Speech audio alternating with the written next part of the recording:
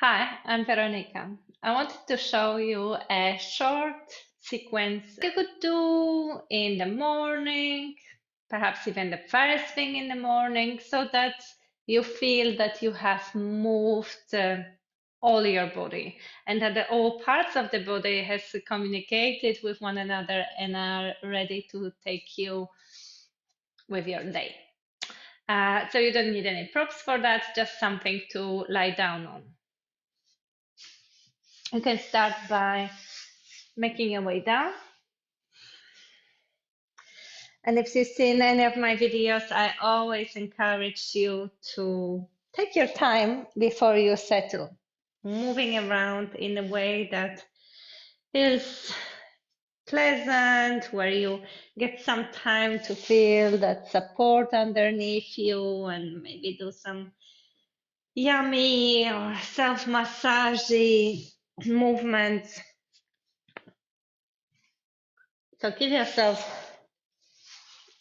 maybe around 1 minute to do that. Some small movements. Maybe you feel like stretching out some limb. Maybe you feel like having a few deeper breaths. Give yourself space for that. And then land. Land in a shape that I call constructive rest. That's when you have your legs bent and feet on the mat. You could let your arms rest wherever it feels spacious and comfortable. Decide where you want to have your feet so that you get the full support from the legs and there is no extra tension or no effort necessary from your leg muscles to stay in this position. And it's always useful to give yourself time to listen, to notice how are the various parts of the body right now. Are there any that are asking for extra attention? Does your body feel quite heavy and kind of relaxed on the mat, or are there some areas that feel kind of lifted away from the ground? Notice all of that. And let's begin waking up various joints. And you could start with lifting your foot off the mat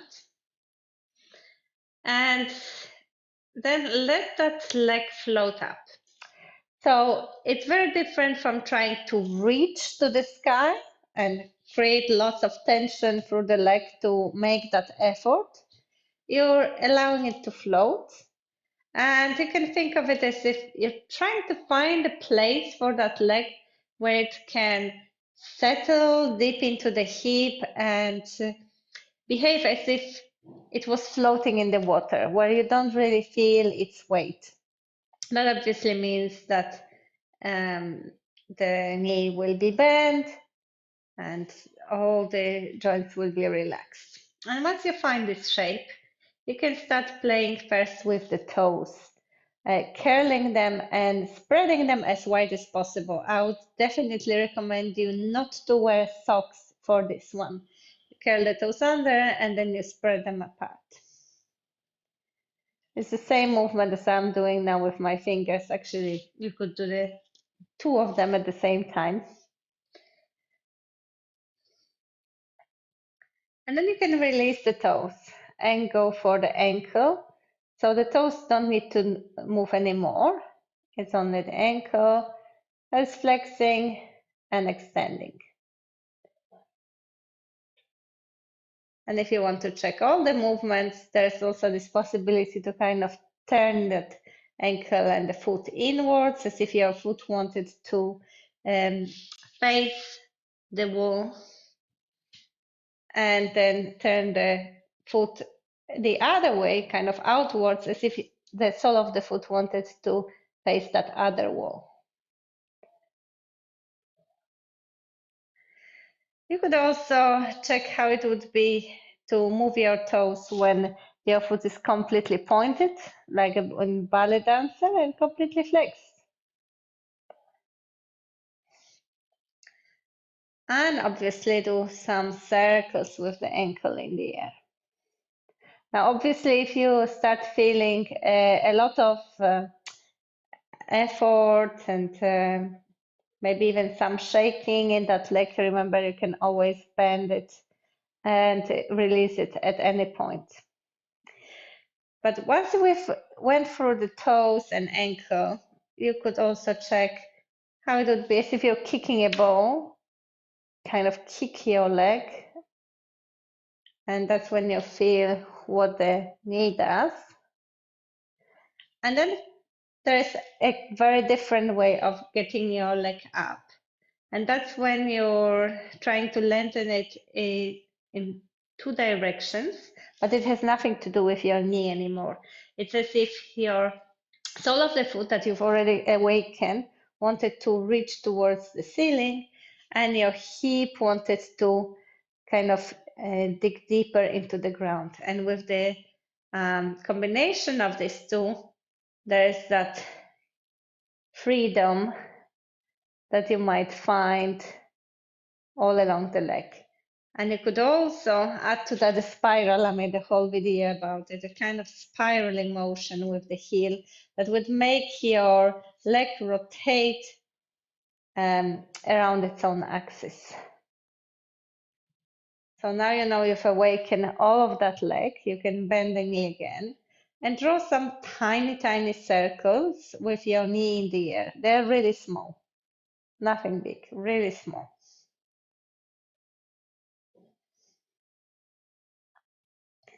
And then you can let that foot land. And already after that, you might start feeling that there's some difference in a way that the right side of the pelvis, that one side of the pelvis feels different from the other side of the pelvis, that the way your one foot is resting on the ground is different than the other. It's already quite interesting. And you could add to that movement of bringing that knee all the way in towards your chest, even maybe flexing the foot, and then tapping it and lowering to the ground, making it really happen only on that one side. You could even add to that that kind of kick up, bring in and lower. And there is a space for one more movement. When you land, you can then slowly slide that heel away until the leg is straight. Now, once the leg is here, you might notice that it actually pulled your lower back a little bit. And we can leave it for now. You can instead rotate your leg outward, bending knee, and slide that foot along the mat when you bring the heel towards the buttock. And then lower the foot to the mat. Move your knee out, slide that foot away until the leg is straight. Roll the leg out, bend the knee, slide the foot along the floor, and again, lower the foot to the mat. So we've kind of covered that quite important movement for the hip, that external rotation of the leg. And you can try also how it would be with internal rotation. Usually for that one, you have to keep your feet a little bit wider, and then you let your knee drop inwards. So what happens is that you're dropping onto the inner edge of the foot, and then you return to the center.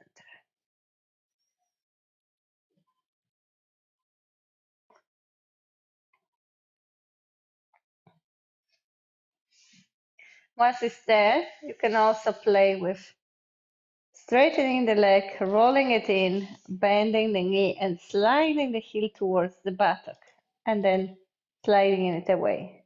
So you rotate the leg inward, bend the knee, and slide the foot towards the buttock, and then release. Okay, so after a couple of these movements, you can bend the knee again, lower the foot to the mat, and just try one more thing, and that will be shifting a tiny bit more weight to one foot so that one hip lifts in relation to the other. So it's like a tilting of the pelvis. If you thought of the pelvis as a maybe some bowl full of water, if you do that, if you give some weight for the foot, you will feel that one hip bone lifts in relation to the other.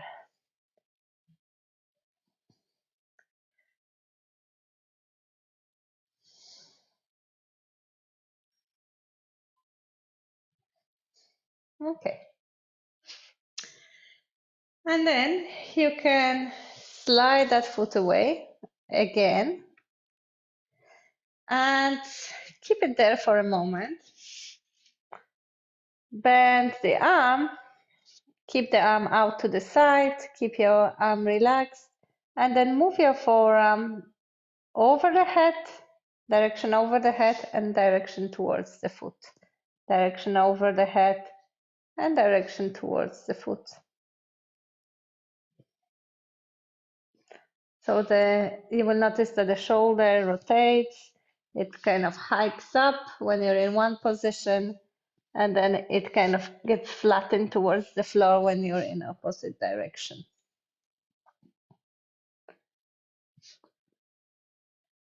And we're going to play with bending the knee and elbow, bringing them closer towards each other, and then reaching them away in opposite directions. Bring them towards each other, and then slide them away, maybe even a little bit across to the other side.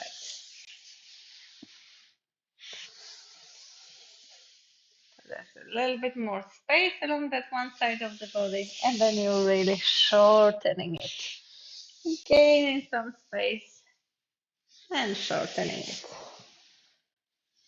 Okay. You can rest the foot back on the mat. And let's just pay some attention to that arm as well. You can imagine that something pulls you by the fingers of the hand. This is something that's reaching towards the ceiling. That makes your shoulder blade lift off the mat, and then you can slowly lower it and spread it wide apart. You can lift it and then lower it and spread it wide. Maybe just one more time. And lower it. The arm can relax. You can lower it to the ground. And you can also roll it on the ground, outward and inward. Outward until your thumb and thumbnail reaches to the mat, and inward until the back of the hand kind of reaches towards the ground.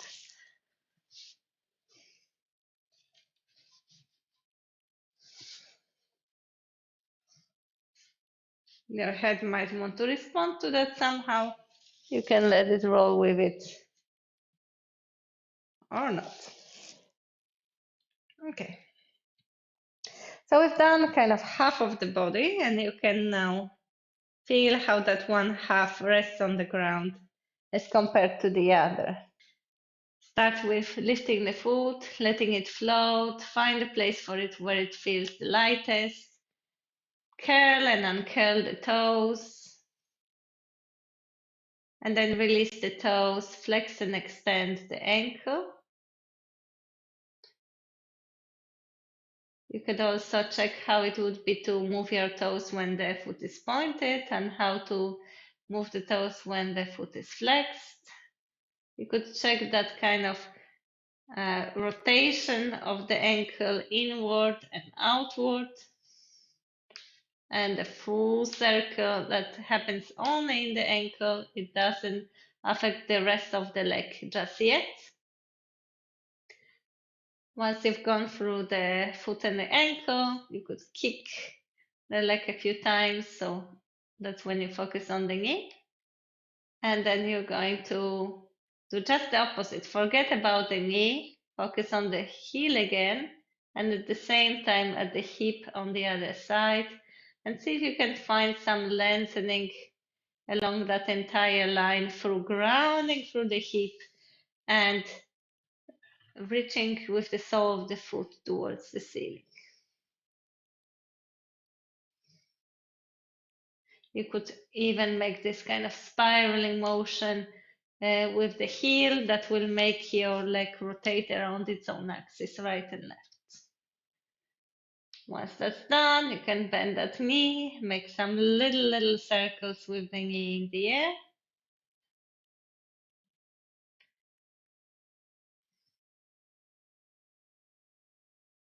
Check how it would be to straighten the knee and then bend the knee and bring that leg close towards you. Gently tap the floor. And maybe one more time go between straightening, bringing the knee in and lowering the foot. Once the leg lands, you can let your knee drop out to the side, landing on the outer edge of the foot. It doesn't pull the other side with it. Maybe repeat and then let that leg slide away until the leg is straight. Roll the leg out, bend the knee, slide the foot, place the foot on the mat. You can repeat it as many times as you feel like. Focusing more on the quality of this movement rather than trying to do it too fast so that you don't miss any stage. You could have your feet a bit wider and let your knee drop in as well. Whenever your knee is dropping in, you might feel that the hip is lifting. That's what naturally happens. If you feel like playing with it, you could also roll the straight leg in, bend the knee and slide that heel towards your hip and then unslide it. So roll the leg in, bend the knee and slide the heel towards you and then straighten it. Okay, so you can let that leg stay straight for some time, bend the arm, and the elbow stays on the ground. The only thing that moves is your forearm. The forearm reaches behind you and it reaches down towards your feet a couple of times. You're gonna feel that that forearm movement does change the position of your shoulder, the head of the shoulder here.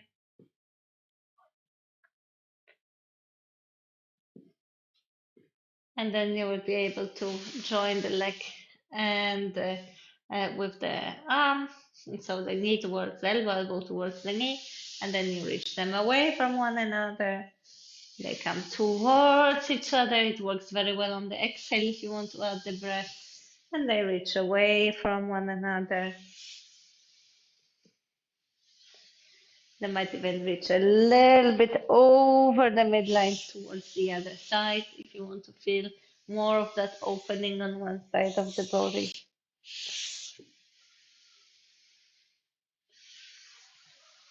And the leg can relax. And you can reach with the arm. You can kind of find a place where it can stay heavy in the shoulder. And then imagine something pulls you by the fingertips so that the arm lifts, and then you can lower it. You can lift and lower like that a few times.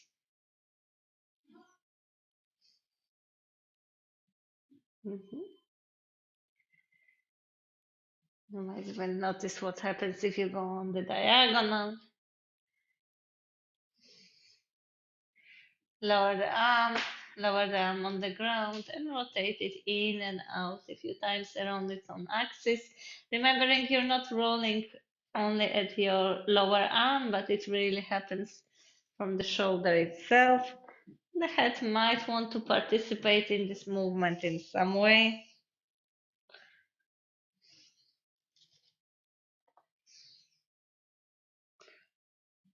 Release that.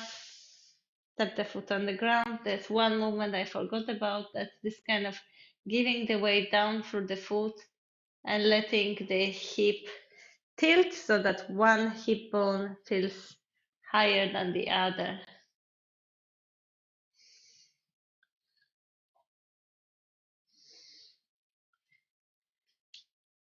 And that already gives you lots of sensations in the limbs, and we want to add some more symmetrical movements for the entire spine, for the pelvis. So that is the arching, the kind of sensation of tilting the pelvis forward. If you imagine you had some handles at both sides of the pelvis, it would make your back arch, but your pelvis doesn't lift, it just rolls. And then you're undoing it. And that will make your lower back come closer towards the ground. You could add a little bit to that, as if your lower back was kind of coming even closer in. But the important thing is that this movement is not too big. And it works very well with the breath, as if the breath itself was expanding the front of the body, creating more space between your belly and the pubic bone. And then when you exhale, it kind of returns, but without you kind of tensing up and tensing all the muscles for it to happen. So it's more, you let it happen smoothly rather than to its maximum. A bit more space in the front, a bit less space in the front, and a little bit more space at the back. So the rotation of the pelvis forward to create that mini arch, and the rotation of the pelvis in the opposite direction to feel that the lower back comes closer towards the ground. Few of this is enough.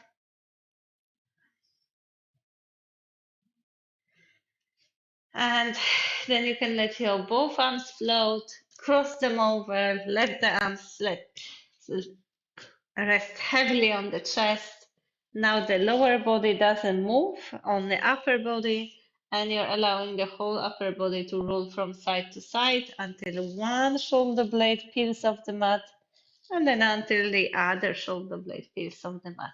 So try to keep your legs and hips even as you roll with the whole upper body together. That means your head rolls too.